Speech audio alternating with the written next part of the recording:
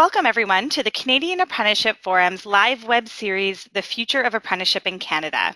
My name is Racine DeBartolo and I will be your host. So today we're continuing with part 7 of our web series. As part of our 2016 conference, we had a session on the future of apprenticeship in Canada, where we discussed some of the big and pressing issues regarding apprenticeship in our country. Over 300 stakeholders from across Canada attended the session, and based on their experiences, they discussed their challenges and shared their best practices and ideas for future action. So at that event, we discussed 8 key themes in apprenticeship, and the group agreed that these were the core issues and some of our main challenges and areas that we need to work on within apprenticeship. The 8 topics are listed on your screen. We have recorded webinars for the first 6 topics that you see there. Those are available on our YouTube channel, but today we're going to be discussing career awareness. So to give you a bit of background on what we heard from the session last June, stakeholders agreed that career awareness among youth continues to be a challenge. The group discussed that fewer apprentices under the age of 25 are participating in apprenticeships. And once youth leave high school, they're not easily accessible to educators or other career awareness practitioners. So the group was really asking what can be done to engage the 18 to 22 age demographic specifically. The group also discussed a need for additional supports to help connect youth and underrepresented groups with employer sponsors.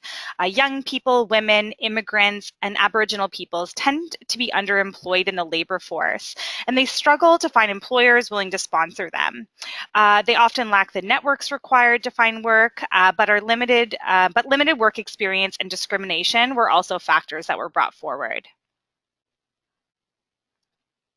The group also discussed the limited knowledge about the apprenticeship training pathway in general.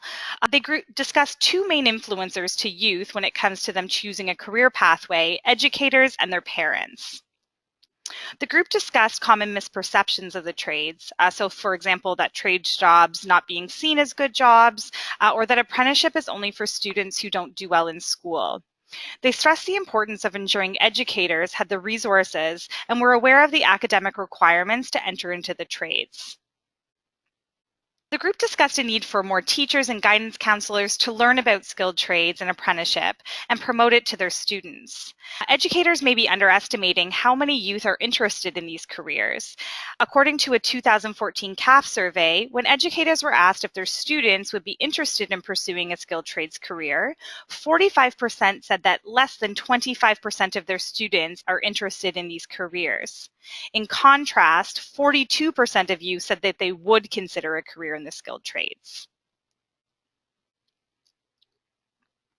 In the same survey, when asked if they agreed that guidance counselors encourage youth to pursue careers in the skilled trades, 93% of teachers agreed with this statement.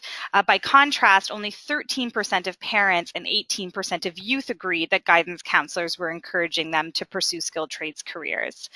So we recognize that there are a number of great career awareness initiatives out there and educators who are committed to getting the word out. These statistics identify how important it is to recognize these programs and share best practices across the country. Students indicate their parents were not encouraging them to enter the trades, with only 32% in 2013 agreeing with the statement that their parents encouraged them to pursue careers in the skilled trades. So during the 2016 conference, the group agreed that there was a conflict between parental desire and aspiration. And though information may get to the youth, parents are harder to sell and it's difficult to reach them. So when it came to discussing areas for further work, stakeholders agreed that developmental work was very important. So for example, continuing research on what attracts youth to the trades and identifying major incentives to help these careers become more desirable. They also talked about creating a pathway that enables youth to pursue both an academic and trades pathway and increasing the value of trades certificates so that it has the same level as a BA in terms of an education. They talked about the need for more labor market information and education on how to find opportunities, and that existing information needed to be updated, and it often needs to be corrected or clarified on an ongoing basis. The group talked about different resources for teachers and career counselors, the ability to close the physical and intellectual space between teachers in different disciplines. So having more interaction and consistency, how curriculum or trades-related skills are taught in the classroom. They suggested holding teachers' conferences at a union hall to specifically target professional development for teachers and counselors, and ensure that teachers have the resources and know the prerequisites for trades in order to provide students with accurate information. The group also talked about direct outreach to youth and their parents, and had ideas that we should actually be engaging students before they reach the high school level. They talked about encouraging every region to create a bank of speakers to promote the skilled trades and allow trades alumni from various programs to share positive stories. They identified the need to increase enrollment in trade sampler courses or trade discovery courses at both the high school and college level in order to give youth exposure to the trades. And also to address the developmental needs of youth. So although some may be ready for the responsibility of apprenticeship, others are not, and they may require assistance when it comes to essential skills training. They talked about increasing the awareness and knowledge for new Canadians and Indigenous peoples. And in terms of reaching out to parents, hosting events during non-regular business hours, such as evenings and weekends, so more parents would be able to attend. So this is just a brief introduction to what we discussed at the Future of Apprenticeship in Canada last June.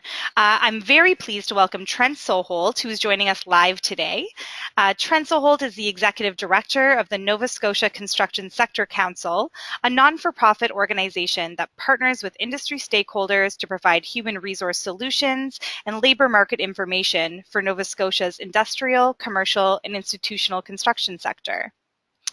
Trent is an internationally certified project management professional who has over 20 years of project management experience, ranging from construction and urban planning to human resources, business development, information technology, and arts and entertainment. He's a strong advocate for trades and technology, and today will share the success of the Trades Exhibition Hall and tell us how they are exposing youth to skilled trades careers. So welcome, Trent. Thanks so much for joining us. Thank you, Racine. And thank you to the Canadian Apprenticeship Forum for the chance to talk about something we're very proud of with the Nova Scotia Construction Sector Council. So we'll jump right into it. Good afternoon, everyone, or good morning, depending on where you're checking in from. Racine already gave a fairly good highlight as to who we are and what we do here in the province of Nova Scotia. We work with industry to identify issues around human resource planning, career awareness, technology, anything that the industry is struggling with to address. We are a resource that they can call on at any given time, both from the contractor perspective, the labor perspective, training providers, and our partnership within government as well. So our organization, we've really taken on a couple of different activities in the last couple of years to really bring construction awareness forward. And as such, we define our mission. We haven't had a mission statement in our organization for a number of years. In the last couple of years, we thought, what can we define as a mission statement? So we said to change how we see construction in Nova Scotia. And that's really what we've started to use to drive a lot of what it is that we do. And so to highlight very quickly some of the bullets that summarize what we tackle, we do research and development projects, labor market information. We look at procurement and licensing and certifications, and we work with our industry partners and our government partners and stakeholders to ensure that we're doing what we think is best for the province of Nova Scotia and for the ICI construction industry. We tackle a number of different industry initiatives, depending on who is looking for what. It really does drive what it is that we tackle. We've developed a member services component where we offer assistance to the industry, both at that employer and labor level, and training providers as well. We do training, so we offer a number of in-house courses, and then we've really gotten into this career awareness piece, which is the purpose of today's webinar that I'll spend the rest of the time discussing. We, for a number of years, I've been with the council for 12 years, we've spent a lot of time traveling the province, visiting a number of different schools, community groups, attending different conferences, attending different events to really highlight where the opportunities exist in construction, both on the labor side, so that trade side that we all are all familiar with it, but also on the management side as well. So those who would work in the office, the project managers, construction managers, estimators, safety officers, etc. And so we go around the province, and we'd go to career fairs, community centers. We would get a chance to speak with adult learners or youth at risk, and we found that we were often going with brochures in hand, setting up what we call the construction zone, which would bring in as many sort of hands-on activities as we could facilitate at any given center. And we would try to highlight what it is that construction has to offer for careers. And in 2012, we were in the process of relocating our office, and we were in a small office, and there was 3 staff with us at that time, and we focused predominantly on that research side of things. When we moved to our new facility in 2012, we were very excited at the potential of having a bigger office space, more offices, and oddly enough, a big empty warehouse that had myself and the staff sort of scratching our heads saying, what are we going to do with a big empty warehouse? And so the idea started to germinate, and we started to think, what can we do to take what we do all year round, which is go to career fairs, engage youth, go to those schools. How can we make this a little more interactive and hands-on? And the concept originally was to provide kind of a gallery of construction, highlight materials, highlight construction processes, pictures of construction, be able to sort of give almost like an art gallery, but with construction being sort of the theme. And so we got really excited about that, and we started to commence construction of that facility then in 2012. And so here you can see, or I guess in a second here, you'll be able to see some of the pictures that this warehouse looked like when we moved into this new facility. And we sat down, and it's not me in the picture, but we had a number of young individuals who came to the office, and were looking at how to design the space, capitalize on the space, and what have you. And myself and the staff, we sat down with our paper and our pencils and our squares, and we tried to map out what we could see in our head for this this facility. And so you can see in the right-hand side, we had students who came in, and these are students from one of the private career colleges in our sector who thought this is a great opportunity not only for an introduction to their apprenticeship in a commercial setting, but also help you utilize their experience, their skills, and their expectation as to what this could grow to become. And so we started to delineate the space in the warehouse as best we could to then capitalize on what we wanted to highlight. And we have, roughly 13 trade classifications in the province of Nova Scotia that construction sort of falls into. And so we wanted to build 13 booths that we would be able to then highlight each of those occupation classes. And I say occupation classes because if we look at something like pipe trades, for example, pipe trades could include HVAC installer, plumber, pipe fitter, steam fitter, sprinkler fitter. All those different occupations would fall under that pipe trades heading. And so we wanted to make sure that we could capture as much as we could in a small booth. And so we brought in different people from our industry, either from the labor side, from the employer side, from private career colleges or the community college. We brought in students, and we tried to get everybody as excited in this project as we were. And we were finding that once we got 1 or 2 engaged, the rest started to fall into place. Everybody started to get excited about it. The competition started. So-and-so had a nicer booth than so-and-so, so then the competition became very healthy, and we were able to pull together fairly quick, fairly affordably, and with a lot of participation by a number of different industry stakeholders, this facility. And so it kept coming together. And as it was being built, that original concept of being a construction gallery, so to speak, started to evolve. And we thought, okay, maybe we need to provide hands-on learning opportunities for people to try out different occupations in construction. And I mentioned sort of a 13 at the beginning. We then added the 14th being a management trailer that would highlight a management component and highlight those occupations in that management field. And we thought we can use this as an opportunity to bring in youth from around the province, and they can come and see this facility and try out different activities, get a chance to hands-on, see what it is that we are promoting, and make an informed or a better informed decision as to what the opportunities are in our sector. In that process, we also started to develop what we call career paths. And that's that little image on the right-hand side. So for each of our trades in the province of Nova Scotia, we went out to employers, labor organizations, our government partners, so the Nova Scotia Apprenticeship Agency, the Nova Scotia Community College, and we were pulling together these career paths that would on one side describe the occupation, and as you turn it over, it would describe a path that you could pursue, either direct entry, pre-employment training, where those opportunities existed. And we made one of those for each of the occupations that we could get buy-in or input or direction from the industry. And so we pulled together those, and I think we're sitting at about 32 of these documents right now, and we're always adding more as they come in.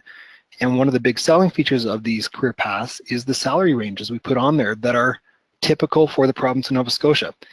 And so in doing that, we thought, okay, we've got our career paths ready to go, we've got this facility ready to go, let's see if we can accommodate one visit per month. And that was really where we started our line of thinking.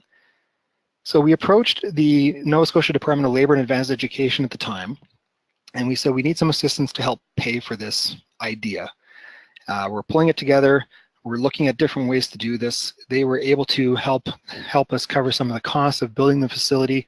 We went to industry and did the same thing. And we then, in April of 2014, we launched what we call the Trades Exhibition Hall. And we tried to find a model like this somewhere else in the world that we could mimic, duplicate, capitalize our efforts, and we really couldn't find anything. And so we kept going, you know, kind of marching to our own drum, so to speak. And we pulled together this with industry's participation. And we've since come to realize it's really one of a kind, is a really a one-of-a-kind career awareness facility in the world. We haven't been able to find anybody who's been able to say, hey, I saw something just like that in place X. And when we announced its release, the Nova Scotia Apprenticeship Agency quickly was involved at that time as well and said, this is fantastic, how can we be involved? And so the Nova Scotia Apprenticeship Agency actually helps fund the visits. Now, on one of the earlier slides, I said we were kind of planning for one visit a month is what we were looking at. When we opened in April, we were getting 2, 3, 4 bookings a month.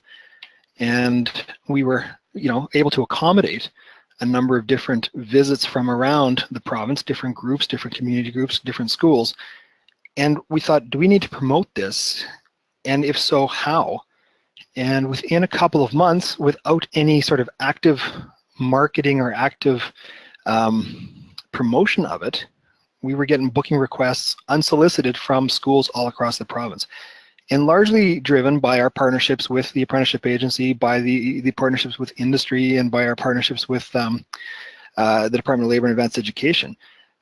What really kind of surprised us is how quickly the Department of Education picked up on this. So the collection of high school students and junior high school students, their teachers, their principals, their guidance counselors jumped on this concept right away. And we started to see a level of interest we didn't quite expect or plan for. And so in this picture here, the way each booth is structured is it's got materials that are built right into the booth that represent that trade or that trade classification. We have a big banner up above that one of our staff here went out to job sites around the province to take pictures of real Nova Scotians doing that work, because we felt it was important to have a picture of somebody who might walk into the hall at some point in time and say, hey, there's my uncle, or there's my father, or there's my cousin, or my neighbor, or whoever it might be. We wanted to be able to have pictures that would inspire, but at the same time draw that connection for the youth who were coming to visit the facility. As we started to get further along that, we started to find ways of integrating more and more activities. Employers wanted to be more involved. Training providers wanted to be more involved, and some of the unions wanted to be more involved as well, to really give themselves an opportunity to highlight what it is that they do and what they feel that their occupations are that they have to offer. So we have in the hall, we have a management trailer. We have a booth dedicated to the pipe trades. We have a booth dedicated to finishing trades, carpenters and millwrights, bricklayers, operating engineers, and you can see some of the activities for each of these booths in those pictures. And we really, every booth, their mandate is to be as hands-on as possible, to provide real-life experiences as much as possible, and do so that it's done in a professional setting where we treat the Trades Exhibition Hall like an active construction job site. We actually will do a safety orientation with each group who comes to the facility. It's usually around 20 minutes to half hour, depending on how engaged the kids are. We will do a safety orientation where one of our staff will walk them through the proper use of PPE, personal protective equipment, so hard hats, glasses, and steel toes or reinforced toes, or work boots if they have them. We hand out gloves, so everybody has Kevlar reinforced gloves, depending on their size of hands. We get them the appropriate size of hands, or appropriate size of gloves, sorry. And we then prepare them for their visit going into the trades hall. And we set the stage of, it's a real job site, you're going to be heading down, you're going to be meeting with industry professionals, and those industry professionals are going to take you through a day in the life of a bricklayer, day in the life of a pipe trades, or plumber, pipe fitter, stream fitter, welder, carpenter, millwright, earth excavator. So they get a chance to sort of try all these different hands-on activities out. They get a chance to bend conduit in the electrical booth. They get a chance to wrap a mock pipe with insulation in the insulator's booth. They get to go to an ironworker booth and see rebar and structural steel, talk to a sheet metal worker. And all the while they're doing this, we encourage each of the students to say, what is the day, what is a typical day in your career? Why did you get into it? What do you like about it? What didn't you like about it? Are there things that you wish you would have known then what you know now? What sort of money did you make? Did you travel lots? Did you not travel lots? And we really want those visitors to have the opportunity to ask any question they want. And the trades professionals we've had and the industry professionals we've had in the hall have said some of the questions that come up are just amazing, to the point of they feel that this grade 9 student, this grade 10 student, this grade 11 student, they could pursue their career tomorrow just because of how engaged they were in the activities they were pursuing with that trades professional. And so we always do a debrief after every visit and find out what worked well, what didn't work well, or the things that we need to change next time. And how do we keep this to be something that is engaging for everybody who comes to visit? So I mentioned the safety orientation. The top picture on the left is what the safety orientation looks like in our boardroom. Everybody comes in, sits down, we go through that rights and responsibilities that are part of the Occupational Health and Safety Act. We go through right to refuse, right to know, right to participate, right to grieve. We go through all of those things, and we highlight that not only in construction is this a standard practice, but this is a standard practice in any sector. So somebody should be aware that they have these basic safety rights in any industry they choose to work in. We then customize that visit, usually driven by time, how long that school or that community group or what have you is able to come and spend with us. But usually it's about 3 to 6 hours where they have an interactive experience in our facility.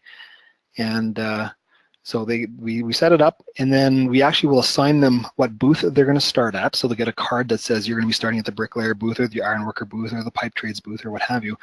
And they will then proceed from booth to booth, usually with a preset time limit per booth, depending on how long the school is going to come to visit us. And then they'll get an announcement over our PA system in the hall, and they'll say it's time to switch, and everybody moves one booth to the right, kind of like speed dating. Everybody moves one booth to the right, and they get a chance to then meet with the new industry professional and get a sense of what another occupation is like. And so we have, typically the students we get are between grades 7 and 12. We've had a number of different community groups and special interest groups come here on a regular basis. Just last week we hosted our 3rd or 4th annual, I think it was our 3rd annual Aboriginal Youth Career Fair for the province. So individuals come from all over Nova Scotia. So 5.5 hours north from Cape Breton to 3.5 hours south, or I guess southwest from Yarmouth. And they will come and spend the entire day with us, and then the next day we will do the second half of the group. To date, we're looking at about 4,500 visitors so far have come through the Trades Exhibition Hall. You might remember earlier in the slide I said we were looking at 1 visit a month. We are now averaging 2 to 3 visits per week. So it has taken off in a capacity we never thought would happen, which has been just amazing. And the level of engagement, the interest, the bookings that we have people looking at 2018 next fall already. We have groups that will come through in November, for example, and they say, I love this, this is great, we're booking next November, the exact same date for my next group of students that's going to be coming through next year. And so we get those routine bookings on a regular basis, and almost to the point right now where we almost need somebody who can just full-time book visits to the hall. And then in the province, we have 62 schools that have come to visit, and they're from all school boards from across the province. We've had, French groups that have come in. We've had groups that have come in with individuals, people with disabilities. We've had groups that are centered around, youth at risk. We've had groups that have come in that center around young women, or even older adult learners who have come in here, men and women. We've had the immigration community book events to be in the Trades Exhibition Hall to do things to help encourage integration and career awareness and career opportunities among their clients as well. So the groups haven't been limited. It's only limited by who's interested to come, and so we do our best to make sure that everybody's welcome and everybody gets a chance to come and try out a number of different occupations. And so we opened up the Trades Hall, and we were again not really sure where it was going to go. It was fresh, it was new, it was something we hadn't tried before, and the media surprisingly picked up on it very, very quickly, shockingly unsolicited as well. We were getting phone calls from different media outlets. CBC came and did a feature here. Maclean's Magazine did a article on us, which I was very proud of. I happened to be traveling across Canada when the Maclean's Magazine came out, and I had to go find one. And it was not an easy thing to find when it was just in the process of going onto the shelves and stores, but was able to find a few copies to bring back. The Atlantic Business Journal, our Halifax Chamber of Commerce has done an article on that. We've had some features in both the CASA and NECCO communications that have gone out to their respective members, Global News, CTV, and we've had a few celebrity visits where they've just dropped in unannounced a few months back to share with the group. Kayleen McCabe, who has a DIY network show out of Colorado. One Monday morning, I got a page in the office. We have a little intercom system, and they said, hi, you've got a guest downstairs. And I went down and I met Ms. McCabe, and she says, I've come here to see your Trades Exhibition Hall. And I was just floored. So we were excited to share it and show her what it is. And she said she travels all over the world and sees facilities not like this. She says, I've traveled all over the world to see facilities and youth engagement and how it happens in trades, but I've never seen anything like this, is what she said. And so it was really quite a remarkable experience, and we did a lot of pictures, and as you can imagine, we had fun doing that. And that's really what we want to do. As much as possible for these construction occupations, we want to show that they're dynamic, they're fun. You need to be highly educated. There's no lack of skills, lack of knowledge, lack of education to pursue any of the occupations in our sector. And so we really wanted to highlight that when students go through there. We highlight the importance of math, we highlight the importance of teamwork, we highlight the importance of attendance, and being able to travel, being mobile, being able to work with others, being able to learn new skills, being able to troubleshoot, being able to use technology as that starts to evolve into our sector as well. So we try to highlight all those things with each group that comes into the facility to really provide an accurate scope of the type of work they would do should they decide to pursue an opportunity in our sector. Now, in doing this, I get asked a lot, so you did it, what worked, what didn't work? Can you share with us some examples? And I'm proud to share with you, some of the things that we've learned. I know I've had some phone calls and meetings across the country where different jurisdictions are looking at how they could integrate something like this into their respective locations. Some have said, this is something we're looking to pursue sooner. Some have said this is something we're looking to pursue a little bit further down the road, and would you be open to helping us out in designing? or conceiving what this is, and I've shared, you know, anything I can share that would help make this a success somewhere else, absolutely. You know, I think career awareness for our youth getting into construction occupations across the country is something that must be done. It's mandatory. We need to do what we can to engage, and I think we need to do what we can to engage teachers and parents, as Racine said earlier. You know, parents, teachers, we need to get those groups buying into what it is that is involved in skilled trades. And one of the things that we've done since creating the Trades Exhibition Hall is to bring in a work term or a co-op student from Mount St. Vincent University whose background is in education. So we bring in 1 or 2 every year. And the intent is for us to help sort of guide or contextualize what it would be to educate youth to pursue occupations in construction. And you know, how does that look? And can we help promote that through our programs like Options and Opportunities, our O2 program, which gets grade 10, grade 11 students involved in different opportunities that are more skilled trades centric. And so again, coming back to this lessons learned piece, really it's key to find the right fit. Where will it live? Who will run it? Who will fund it? And this became something at the very beginning when we started going down this path. We presented this concept to our board of directors, and we got a lot of looks like, are you crazy? Do you know what you're getting into? You know, if you build it, they will come. All those different sort of attitudes and opinions started to come out, and there was a lot of excitement around it. And because we're an industry not-for-profit, because we work with contractors and the labor organizations and the training providers and government, we became a natural fit for this. We didn't have somebody say, well, if it's only going to be on the labor side, then so-and-so is not going to participate. If it's only going to be on the employer side, then so-and-so is not going to participate. If it's going to be something done by government, then so-and-so is not going to participate. We didn't run into that quite the same way because we had everybody buying in. We had industry buying into it. We have government buying into it. We had our champions being the teachers who, you know, they came to visit it once and they promoted to their colleagues and co-workers, and they said, this is fantastic, you need to go see this. Our apprenticeship agency was phenomenal in getting people aware that this exists. When our apprenticeship agency does their cross-provincial trips to different schools, they talk about both our career paths and the trades hall, and have you been there? The other piece was around the size of the facility. I often get asked, do you wish you had more space? Do you wish you could build this bigger than it is? And I don't know that it would yield better results. It would be something that would cost more money to heat, especially, you know, in Canada.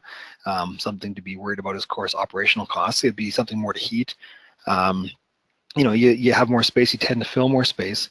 Most school visits are in the 20 to 40 range. There's not too many schools that bring more than that. And this facility handles 40 optimally. So 40 students are coming in. We have it set up in such a way with 14 booths. Those students get a chance to have space, but at the same time, the feeling, the urgency, the closeness to their colleagues in a job site when they're working that close. As I'm sure many of us can imagine, 2 sheet metal workers and a journey person and an apprentice in a small space working together, they're shoulder to shoulder doing that activity. We wanted to replicate that. We wanted to show that that's a realistic job site experience. Funding and cost, there's obviously the cost to build and then the cost to operate, sponsorships, donations, branding, whatever can be done to make that work. We slapped this one in here, be prepared for the unexpected. Didn't expect it to do and grow and become sort of what it has become. Sometimes people forget that it's the Nova Scotia Construction Sector Council who has the Trades Exhibition Hall. Sometimes I get introduced as, hey, this is Trent Soholt from the Trades Exhibition Hall. So it does change very quickly, the makeup of an organization, but changes very quickly as well the engagement to a sector. And you know, no one size fits all. It's next to impossible to keep everybody happy. Much like, you know, our regular day jobs, you do your best to keep everybody as happy as possible, but keep things moving in a positive direction with that vision of where you want it to go. And sometimes that's not the easiest thing to do. Planning ahead. So these get into sort of the advice to operators, just the next couple of slides. You know, plan ahead, try to schedule visits if you are able to, or you have a facility like this, or you're doing an activity like this. I was able to attend the Ontario Construction Secretariat's session back in May of last year, where they do something like this, but they do it on a roadshow component. They take it to a big conference center and they set up very similar booths actually to what we have here. And they have kids that are bussed in to try out all these different occupations. So definitely planning ahead, you know, is very, very important, and communicating to teachers, to stakeholders, to book their visits early, to also let them know of any challenges, you know, they might experience. For example, we regularly have young adults who come in flip-flops, and we struggle, or we're quickly trying to find them socks and a pair of work boots to then protect their feet. Or kids who said, I didn't know I was coming to a construction site and didn't wear, you know, clothing they were willing to get dirty. So there's certainly that we have to build into that plan ahead. We have to plan in the, you know, expect the unexpected. The days rarely go as planned. We will get a booking for 10:30 and the group shows up at 11. We will get a booking for 10:30 and the group will show up at 9:30. And so our trades professionals, or our industry professionals, are constantly on the end of a cell phone with us as we try to make sure that everybody's here and able to make it as realistic and enjoyable experience and informative as an experience as possible.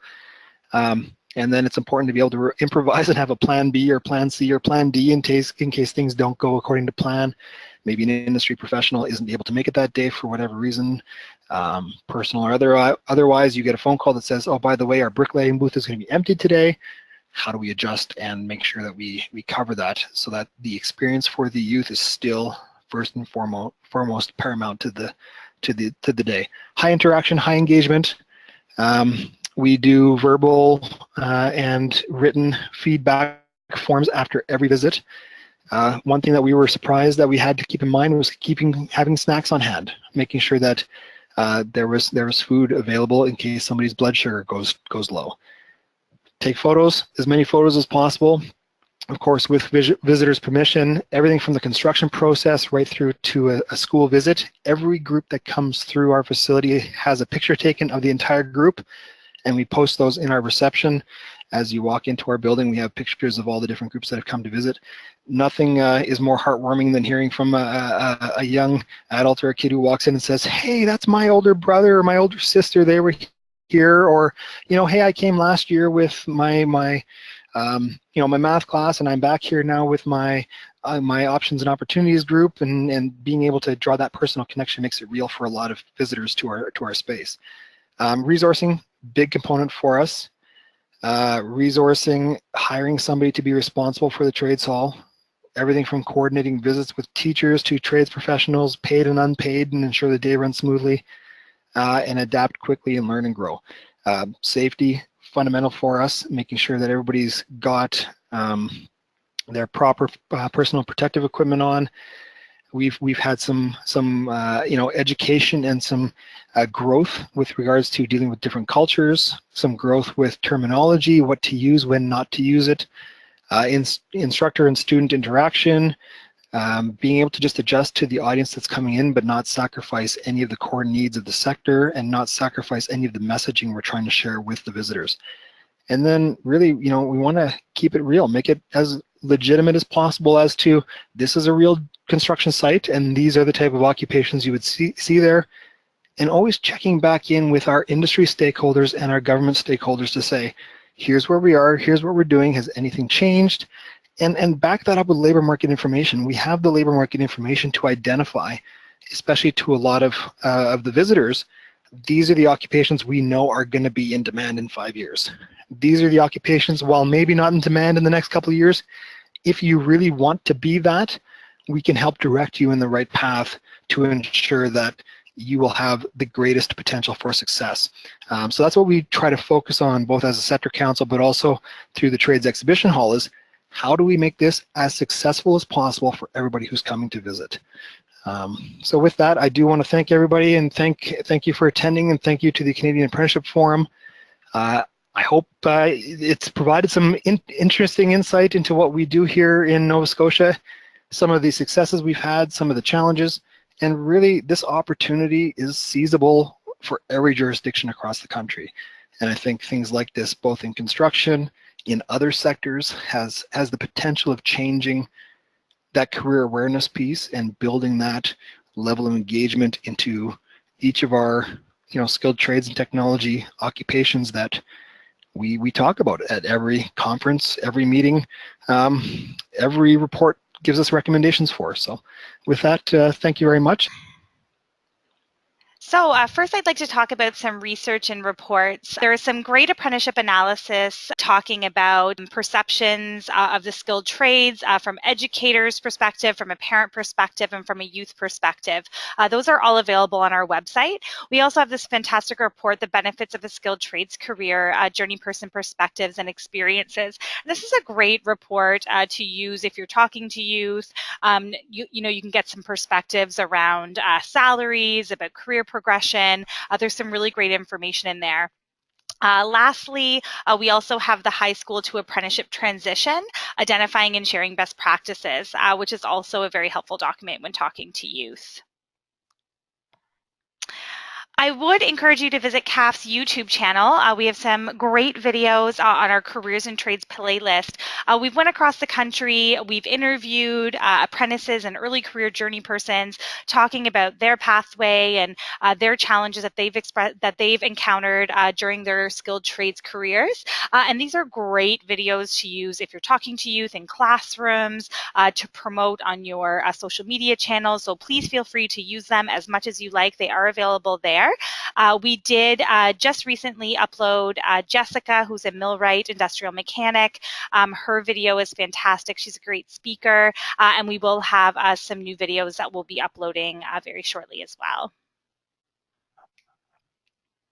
We would invite you also to visit the careersandtrades.ca website. This is a website that CAF has done in partnership with Skills Canada and is an excellent resource for parents, for teachers, and youth to explore skilled trades careers. If you go to the resource section, you're going to find an educator's guide to apprenticeship, which is going to provide educators and career counselors with the facts about skilled trades.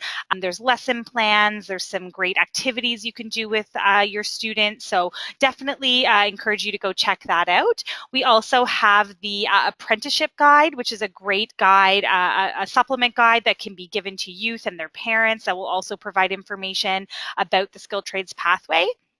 And lastly, the Careers and Trades presentation. So it's a Prezi, it's uploaded on the website. Your students are able to click through it, or as an educator or a career counselor, you're able to download that presentation and use it as an aid when talking to your students or your clients about careers in the skilled trades.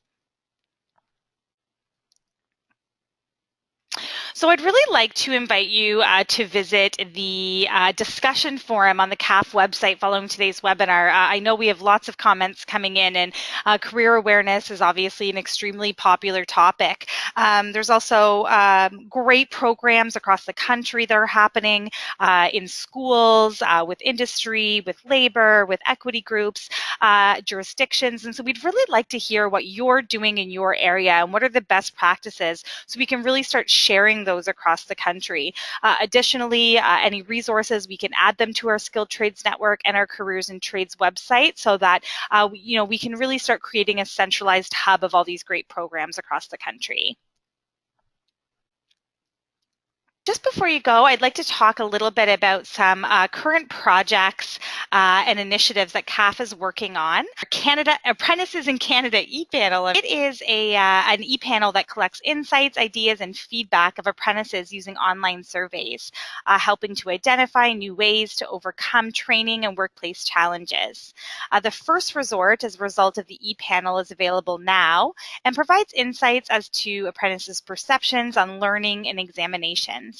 So if you do have apprentices, if you work with apprentices, or you're at a post-secondary education institution, we do encourage you to share this information with them. For more information, you can contact our lead researcher, Emily Arrowsmith. We've announced the dates for our biennial national conference, so save the date for June 10th to 12th when we'll be headed to Montreal. Early bird registration will open in early January.